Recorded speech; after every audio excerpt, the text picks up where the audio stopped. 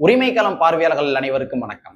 இன்னைக்கான அரசியல் களத்துல எது சம்பந்தமாக விவாதிக்க போறோம் அப்படின்னா, சமூக வலைதளங்களை திறந்தாலே திராவிட முன்னேற்ற கழகத்தை சார்ந்தவர்கள் இளையராஜா அவர்களுக்கு எதிரான ரைட்டப்புகள் எல்லாம் எழுதிக்கிருக்காங்க. ஒரு படி மேல போய் இளையராஜா அவர்கள் ஒரு சங்கி அப்படின்ற மாதிரி ஓப்பனாவே எழுத ஆரம்பிச்சிட்டாங்க. எதற்காக இளையராஜா அவர்களை சங்கின்னு எழுதிக்கிருக்காங்க? ஏன்னா தேர்தலுக்கு முன்னாடி வரைக்கும் இளையராஜா அவர்களை உச்சாணி கொம்புல தூக்கி வச்சு உச்சி முகர்ந்து கொண்டிருந்தார்கள் திராவிட முன்னேற்ற கழகத்தை சார்ந்தவர்கள். இன்னும் ஒருபடி மேல போய் இளையராஜா அவர்களுக்கு பாராட்டு விழாலாம் வச்சாங்க. இளையராஜா அவர்கள் கூட எதற்காக எனக்கு பாராட்டு விழா வைக்கிறாங்கன்றது எனக்கே தெரியல அப்படின்ற மாதிரி அந்த மேடையிலேயே போட்டு உடைச்சாரு. ஸோ அந்த மாதிரி இளையராஜா அவர்களுக்கு பாராட்டு விழா வைத்த திராவிட முன்னேற்ற கழகம், அந்த கழகத்தை சார்ந்தவர்கள் தற்பொழுது இளையராஜா அவர்களை கடிச்சு வைக்க ஆரம்பிச்சிருக்காங்க. இளையராஜா அவர்களுக்கு எதிராக நரேட்டிவ் செட் பண்ணிக்கிருக்காங்க. இளையராஜா அவர்களை சங்கி அப்படின்ற மாதிரி ஓப்பனாவே எழுத ஆரம்பிச்சிட்டாங்க. என்ன மேட்ரு, என்ன காரணம்? இளையராஜா அவர்களை திராவிட முன்னேற்ற கழகத்தை சார்ந்தவர்கள் சங்கின் என்று எழுதுவதற்கான முக்கியமான காரணம் யார் என்று பார்த்தால் அது தமிழக வெற்றி கழகத்துடைய விஜய் அவர்கள். ஸோ என்ன மேட்ரு, அதற்கு பின்னாடி இருக்க அரசியல் என்ன என்பதனை இந்த காணொலியில கொஞ்சம் டீட்டெயிலா பார்த்துடலாம். நண்பர்கள் அனைவருக்கும் இளம் பெருவழுதியின் இனிய வணக்கம். நாங்க இப்படி வந்து பார்த்துட்டோம், இனி ஜென்மத்துக்கும் எங்களால குனிய முடியாது. அதனால நாங்க சண்டை போட போறோம்.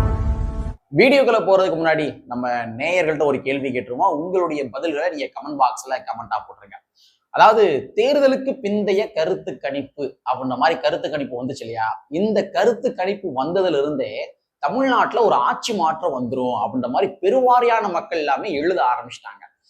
ஒரு பக்கம் நேஷனல் மீடியா என்ன பண்றாங்க, தமிழக வெற்றி கழகத்துடைய விஜய் அவர்கள் தான்ப்பா ஆட்சி அமைப்பார் அப்படின்ற மாதிரி அவங்க கருத்து கணிப்பை கொடுத்துட்டாங்க. இன்னொரு பக்கம் இன்னொரு நேஷனல் மீடியா அவங்க என்ன பண்றாங்க, இல்லைங்க திராவிட முன்னேற்ற கழகம் தான் ஆட்சி அமைப்பாங்க அப்படின்ற மாதிரி அவங்க ஒரு ப்ரெடிக்ஷனை கொடுத்துருக்காங்க. ஸோ மக்களாகிய உங்களுடைய பார்வையின் அடிப்படையில தமிழக வெற்றி கழகம் ஆட்சி அமைக்குமா இல்ல திராவிட முன்னேற்ற கழகம் ஆட்சி அமைக்குமா? இல்லைங்க அதெல்லாம் கிடையாதுங்க, கூட்டணி ஆட்சி தாங்க வரும், யாருக்கும் மெஜாரிட்டி கிடைக்காதுங்க, இல்ல திராவிட முன்னேற்ற கழகத்துக்கு இத்தனை சீட்டு வரும், இங்க தமிழக வெற்றி கழகத்துக்கு இத்தனை சீட்டு வரும் அப்படின்ற மாதிரி உங்களுக்கு ஏதேனும் கருத்துக்கள் இருந்துச்சு அப்படின்னா அதை நீங்க கமெண்ட் பாக்ஸ்ல கமெண்டா போட்டுருங்க. சரிங்களா? சரி, இளையராஜா அவர்களை திராவிட முன்னேற்ற கழகத்தை சார்ந்தவர்கள் எதற்காக கடிச்சு வைக்க ஆரம்பிச்சிருக்காங்க, எதற்காக சங்கி பட்டம் கொடுத்து இருக்காங்க அப்படின்றத பார்த்துருவோம். இளையராஜா அவர்களுக்கு சங்கி பட்டம் கொடுப்பதற்கு முக்கியமான காரணம் யாரு பார்த்தோம்னா அது தமிழக வெற்றி கழகத்தினுடைய விஜய் அவர்கள். அவர் தான் முக்கியமான காரணம், ஒண்ணு கிடையாதுங்க. நேற்றைய தினத்துல இளையராஜா அவர்கள் என்ன பண்ணியிருக்காருன்னா தன்னுடைய யூடியூப் சேனல்ல ஒரு பாடலை ஷேர் பண்ணியிருக்காரு. அந்த பாடல் 1988 வந்த ஒரு திரைப்படம். அந்த திரைப்படத்துக்கு அவர் தான் இசையமைச்சிருக்காரு. இந்த திரைப்படத்தை இயக்கிய நபர் யாருன்னு பார்த்தோம்னா விஜய் அவர்களுடைய அப்பா S.A. சந்திரசேகர் அவர்கள். அவர் எப்பொழுதுமே அவருடைய திரைப்படங்கள் எல்லாமே சமூக நீதி அடிப்படையில் இருக்கும். அதே மாதிரி சட்ட போராட்டங்களை மையப்படுத்திய ஒரு திரைப்படமா இருக்கும். எப்பொழுதுமே அவர் படம் அந்த மாதிரிதான் இருக்கும். ஸோ அந்த திரைப்படத்தினுடைய பாடலை ஷேர் பண்ணியிருக்காரு. ஸோ இந்த மாதிரி ஷேர் பண்ண உடனே திராவிட முன்னேற்ற கழகத்தினுடைய நண்பர்கள் என்ன பண்ண ஆரம்பிச்சிட்டாங்க, இளையராஜா அவர்களை கடிச்சு வைக்க ஆரம்பிச்சிட்டாங்க. இளையராஜா ஒரு சங்கி அப்படின்ற மாதிரி பக்கம் பக்கமா உட்காந்து எழுத ஆரம்பிச்சிட்டாங்க. இன்னும் ஒரு படி மேல போய் திராவிட முன்னேற்ற கழகத்தை சார்ந்தவர்கள் இதுக்குதான் இவருக்கெல்லாம் நீங்க பாராட்டு விழாவே வச்சிருக்க கூடாது அப்படின்ற மாதிரி அவரை தரம் தாழ்ந்தெல்லாம் விமர்சனம் பண்ண ஆரம்பிச்சிட்டாங்க. அந்த வார்த்தைகளை சொல்ல விரும்பல, ஆனா தரம் தாழ்ந்து விமர்சனம் பண்ண ஆரம்பிச்சிட்டாங்க. யார்? இளையராஜா அவர்களை. ஒரு பாடலை ஷேர் பண்ணியிருக்காரு. எதற்காக திராவிட முன்னேற்ற கழகத்தை சார்ந்தவர்கள் இந்த அளவு கொந்தளிக்கிறாங்க? என்ன காரணம்? என்ன காரணம் அப்படின்னா அந்த திரைப்படத்துல அந்த பாடல்ல வருகின்ற அந்த பாடல் வரிகள், இந்த பாடல் வரிகள் தான் திராவிட முன்னேற்ற கழகத்தை சார்ந்தவர்களுக்கு பெரும் எரிச்சலை கொடுத்திருக்கின்றது. ஏற்கனவே எக்ஸிட் போல்ல நாம ஆட்சி அமைக்க மாட்டோம்னு சொல்லிக்க இருக்கிறாங்க. மக்கள் வேற நம்ப ஆரம்பிச்சிட்டாங்க. ஆட்சி மாற்றம் வந்துன்ற மாதிரி பேசிக்க இருக்கிறாங்க. ஒரு ஒரு ஒரு குழப்பமான ஒரு சூழல் தான் திராவிட முன்னேற்ற கழகத்துக்குள்ள இருக்கு தற்பொழுது. இந்த சூழல்ல இளையராஜா வேற இந்த மாதிரி ஒரு பாடலை ஷேர் பண்ணிட்டாரு. அதுல வர பாடல் வரிகள் எல்லாமே நமக்கு எதிராக இருக்கிற மாதிரியே இருக்கு அப்படின்ற மாதிரிதான் அவங்க கதறிக்க இருக்காங்க. சரி, அந்த பாடல் வரிகள் என்ன சொல்லுது அப்படின்னா, சின்ன தம்பி உன்னை நம்பி இந்த நாடு காத்திருக்கின்றது அப்படின்ற மாதிரிதான் அந்த பாடலுடைய வரி தொடங்குது. சோ சின்ன தம்பி உன்னை நம்பி இந்த நாடு காத்திருக்கின்றது அப்படின்னா என்ன அர்த்தம்?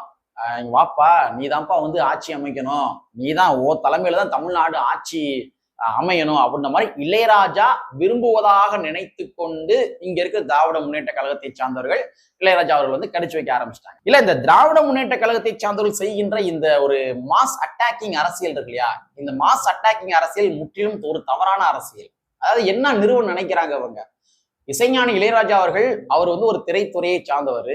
அவரு ஒரு பாடல் ஷேர் பண்றாரு.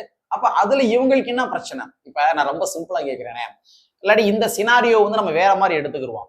ஒருவேளை இளையராஜா அவர்கள் தன்னுடைய யூடியூப் சேனல்ல உதயநிதி ஸ்டாலின் அவருடைய ஒரு பாடல ஷேர் பண்றான்னு வச்சுக்கிடுவாங்க. ஏன்னா அந்த மிஸ்கின் இயக்கிய ஒரு திரைப்படம் இருக்கு இல்லையா, சைக்கோன்னு ஒரு திரைப்படம். அந்த திரைப்படத்துல உதயநிதி ஸ்டாலின் அவர்கள் ஒரு பாடல் பாடியிருப்பாரு. பாடல் மீன்ஸ்னா அந்த திரைப்படத்துல ஒரு பாட்டு வரும். அதாவது உன்னை நினைச்சு நினைச்சு உருகி போனே மெழுகா, அந்த பாட்டு வரும். ஸோ இந்த பாடலை ஒருவேளை இளையராஜா அவர்கள் தன்னுடைய யூடியூப் சேனல்ல ஒருவேளை ஷேர் பண்ணியிருந்தாருன்னு வச்சுக்கோங்களேன், அப்ப திராவிட முன்னேற்ற கழகத்தினுடைய அந்த தொண்டர்களுடைய அந்த ஆக்டிவிட்டிஸ் எவ்வாறு இருந்திருக்கும் நீங்க கொஞ்சம் திங்க் பண்ணி பாருங்க. பாருங்க இளையராஜா அவர்களே எங்க பக்கம் தாங்க, இளையராஜா அவர்களே எங்க பக்கம் தான். பாருங்க உதயநிதி ஸ்டாலினுடைய பாடலை ஷேர் பண்ணியிருக்கிறாரு. அப்ப இளையராஜா யாரு, அவர் யார் ஆட்சிக்கு வரும்னு நினைக்கிறாரு என்று இவங்களாவே ஸ்டிக்கர் ஒட்டி கொண்டு அந்த பாடலை பெருமளவுக்கு பிரபலப்படுத்தியிருப்பாங்க. ஏன் ஒருபடி மேல போய் சொல்றதா இருந்தா இளையராஜா அவர்களுக்கு 2வது முறையாக ஒரு பாராட்டு விழாவே நடத்தியிருப்பாங்க. இளையராஜா மாதிரி ஒரு ஆகச்சிறந்த அறிவாளியை பார்க்க முடியாது. ஆகா ஓஹோ மானே தேனே பொன்மானே அப்படின்ற மாதிரி அவருடைய பாடலை அவருக்கே போட்டு காட்டியிருப்பாங்க திராவிட முன்னேற்ற கழகத்தை சார்ந்தவர்கள். அப்ப இளையராஜா அவர்கள் ஒரு பாடலை ஷேர் பண்றாரு அப்படின்னா அந்த பாடல் சமூகத்துல என்ன விதமான தாக்கங்களை ஏற்படுத்துகின்றது என்பதை பார்த்து தனக்கு ஏற்றவாறு திராவிட முன்னேற்ற கழகத்தை சார்ந்தவர்கள் தகவமைத்துக் கொள்கின்றார்கள். இது முற்றிலும் தவறானது. அவர் வந்து ஒரு இசை கலைஞர். அவர் என்ன பாடலை வந்து ஷேர் பண்ணணும், என்ன பேசணும், என்ன எழுதணும், இது எல்லாத்துக்குமே திமுக காரங்கிட்ட வந்து பர்மிஷன் வாங்கணுமா? அவர் எதேர்ச்சியா ஒரு பாடலை ஷேர் பண்ணியிருந்தாலும் கூட அந்த பாடல் ஒருவேளை உங்களுடைய அரசியல் சூழலுக்கு எதிரானதாக இருக்குது அப்படின்னா எல்லா ஆக்டிவிட்டிஸையும் அவர் மாத்திக்கிறணுமா? இங்க இருக்கிற தமிழ்நாட்டில் இருக்க ஒவ்வொரு குடிமக்களுமே என்ன பேசணும், என்ன எழுதணும், என்ன வந்து பாடணும், என்ன ஷேர் பண்ணணும், இது எல்லாமே வந்து திராவிட முன்னேற்ற கழகத்துல கேட்டுதான் செய்யணுமா? அப்ப இது ஒரு அப்பட்டமான ஒரு அரசியல் போக்காவும் தெரியலையா? உடனே அவருக்கு வந்து சங்கி முத்திரை குத்துவது என்பது எந்த வகையில் ஏற்புடைய ஒரு விடயம், எந்த வகையில் ஏற்புடைய விடயம்? ஏன்னா திராவிட முன்னேற்ற கழகத்தை சார்ந்தவர்கள்ட்ட வந்து ஒரு தவறான ஒரு பண்பு வந்து இருக்குது. அவங்க என்ன பண்றாங்க அப்படின்னா மாஸ் அட்டாக்கிங் பண்றாங்க. சமூக வலைத்தளங்கள்ல ஒரு மாஸ் அட்டாக்கிங். திராவிட முன்னேற்ற கழகம் காங்கிரஸ் கட்சிக்கும் இந்த 2026 தொகுதி பங்கீடு பேச்சுவார்த்தை போச்சு தெரியுமா? அப்ப வந்து கிறிஸ்டியோடங்க என்ன பண்றாருன்னா எங்களுக்கு வந்து குறைந்தபட்சம் ஒரு 50 தொகுதியாச்சும் வேணும் அப்படின்ற மாதிரி டிமாண்டை முன்வைக்கிறாரு.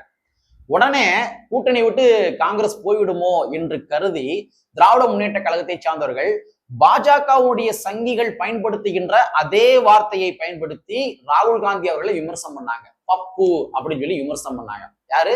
திராவிட முன்னேற்ற கழகத்தை சொன்னாங்க. அப்போ ஒரு மாஸ் அட்டாக்கிங். நமக்கு எதிராக யாரு கருத்தை சொன்னாலும் கூட இல்லாட்டி வந்து நம்மளுடைய நிர்வாக தன்மைகள் இருக்கு, அந்த நிர்வாக தன்மையில வந்து சில குறைபாடுகள் இருக்குதுன்னு சொல்லி அதை சுட்டி காட்டாலும் கூட உடனே ஒரு மாஸ் அட்டாக்கிங். தொகுதி பங்கீடு பேச்சுவார்த்தையின் போது எனக்கு இத்தனை சீட்டு தாருங்கள், அரசியல் சூழல் வேற மாதிரி இருக்குது, விஜய் வந்திருக்கிறாரு, விஜய் வாக்குல குறிக்கிறாரு, அப்ப அரசியல் சூழல் வேற மாதிரி இருக்குது, அப்ப எனக்கான முக்கியத்துவத்தை நீங்க தரணும் என்று காங்கிரஸ் கட்சியை சார்ந்தவர்கள் கேட்ட உடனே ராகுல் காந்தி பப்புன்ட்டாங்க. ராகுல் காந்தி பப்பு. அதே மாதிரி சாம்சங் தொழிலாளர்கள் இருக்கா தெரியுமா, அவங்க போராட்டம் பண்ணாங்க. கம்யூனிஸ்ட் கட்சி தலைமையேற்று அந்த போராட்டத்தை முன்மொழிஞ்சிச்சு, நடத்தினாங்க. உடனே வந்து கம்யூனிஸ்ட் கட்சி ஒரு சிவப்பு சங்கி. அப்ப திராவிட முன்னேற்ற கழகத்திற்கு எதிராக இல்ல திராவிட முன்னேற்ற கழகத்தினுடைய ஆட்சியில் நடக்கின்ற இந்த தவறுகளை யாரேனும் சுட்டி காட்டினார்கள் என்றால் உடனடியாக சங்கி. நேரடியாக அரசியலுக்காக சுட்டி காட்டுறவங்க வந்து ஒரு தரப்பு வந்து இருப்பாங்க. அதிமுக எப்பொழுதுமே திமுக தவறுன்னு சொல்லுவாங்க, பாஜக எப்பொழுதுமே திமுக தவறுதான் சொல்லுவாங்க. ஏன் தமிழக வெற்றி கழகத்தினுடைய விஜய் அவர்களும் கூட திமுக எப்பொழுதும் தவறுதான் சொல்லுவாரு. ஏன்னா என்னுடைய அரசியல் எதிரி திமுகன்றதை அவங்க பிரகடனப்படுத்திட்டாங்க. ஆனா திராவிட முன்னேற்ற கழகத்து கூட கூட்டணியில இருக்கிறாங்க தெரியுமா, அந்த கட்சியை சார்ந்தவர்கள் அவங்க தோழமையோடு ஒரு தவறை சுட்டி காட்டினாலும் கூட நீ எப்படி சுட்டி காட்டலாம் அப்படின்ற மாதிரி அவங்களுக்கு வந்து சங்கி முத்திரை குத்தி ஒரு மாஸ் அட்டாக்கிங் பண்ணுகின்ற ஒரு வழக்கத்தை திராவிட முன்னேற்ற கழகத்தை சார்ந்தவர்கள் வைத்திருக்கின்றார்கள். இது மிக மிக ஒரு ஆபத்தான ஒரு போக்கு. அவங்க யாரை விட்டு வைக்கல, காங்கிரஸ் கட்சியே பப்புன்றாங்க. இது பார்த்தோம்னா இவங்க கம்யூனிஸ்ட் கட்சி வந்து சங்கின்னு சொல்றாங்க, சிவப்பு சங்கின்னு சொல்றாங்க. அம்பேத்கரிஸ்டுகள் யாராச்சும் வந்து திராவிட முன்னேற்ற கழகத்தினுடைய நிர்வாகத்தில் இருக்கிற தவறுகளை சுட்டி காட்டினார்கள் என்றால் உடனடியாக அவர்களுக்கு நீலசங்கி என்ற ஒரு முத்திரையை குத்துவது. இங்க கிறிஸ்தவ மக்கள் யாராச்சும் வந்து திராவிட முன்னேற்ற கழகத்தை ஏதாச்சும் குறைகளை சொல்லி காட்டினாங்க அப்படின்னா அவங்க வந்து வெள்ளை சங்கி என்று கூறுவது. அப்ப திராவிட முன்னேற்ற கழகம் பாஜக எடுக்கின்ற அதே அரசியல், நீ என்ன ஆதரிக்கல அப்படின்னா நீ ஆன்டி இண்டியன், நீ என்ன ஆதரிக்கல அப்படின்னா நீ தமிழனே கிடையாது. இது திமுகவுடைய அரசியல். அப்ப இது எப்படி ஏற்றுக்கொள்வது? அப்ப இளையராஜா அவர்கள் என்ன செஞ்சாலும் கூட ஒரு பர்மிஷன் வாங்கணுமா? இல்ல இந்த திரைத்துறையில இருக்கின்ற நபர்கள் என்ன ஆக்டிவிட்டி செஞ்சாலும் கூட ஒரு பெர்மிஷன் வாங்கணுமா? இல்லாட்டி அவங்களோட திரைப்படங்களை முடக்குவது, இல்லாட்டி வந்து அவங்களுக்கு நெருக்கடி கொடுப்பது, ஏதோ ஒரு வகையில அவங்க நெருக்கடி கொடுப்பது, இது வந்து ஒரு ஒரு ஆபத்தான அரசியலுங்க. இது ஆபத்தான அரசியலுங்க. ஸோ இளையராஜா அவர்கள் என்ன பேசணும், என்ன எழுதணும் அப்படின்றது அவருடைய உரிமை. ஏன்னா நம்ம இந்திய நாட்டினுடைய அரசியலமைப்பு சட்டம் ஆர்டிகல் 15 அதை உறுதிப்படுத்தி இருக்குது. நான் என்ன கருத்து பேசணும், நான் என்ன இது பண்ணணும், இது எல்லாமே என்னுடைய கருத்து சுதந்திரம். இதுல நீங்க தலையிடவே முடியாது. அப்ப நாங்க பேசுற அரசியல் ஒருவேளை உங்களுக்கு வந்து இடையூறுகளை கொடுக்குது அப்படின்னா, உங்களுடைய தவறுகளை சுட்டிக்காட்டும் விதமாக இருக்கின்றது அப்படின்னா, மக்கள் மத்தியில வந்து வேறு விதமா பிரதிபலிக்குது அப்படின்னா, நீங்க வந்து கருத்துக்கள் ரீதியாக தான் எதிர்கொள்ளணும். அதை விட்டுட்டு ஒரு அப்பட்டமாவே ஒரு மாஸ் அட்டாக்கிங் பண்ணுவது என்பது ரொம்ப ரொம்ப ஒரு தவறான பாலிடிக்ஸ். இளையராஜா அவர்களுக்கு திராவிட முன்னேற்ற கழகத்தை சார்ந்தவர்கள் நிகழ்த்தி கொண்டிருக்கின்ற இந்த மாஸ் அட்டாக்கிங்கை ஒருபோதும் ஏற்றுக்கொள்ள முடியாது என்பதனை கூறிக்கொண்டு, கற்பி ஒன்று சேர் புரட்சி செய்த புரட்சியாளர் அம்பேத்கருடைய வரியை கூறிக்கொண்டு நிறைவு செய்கின்றேன். நன்றி, வணக்கம்.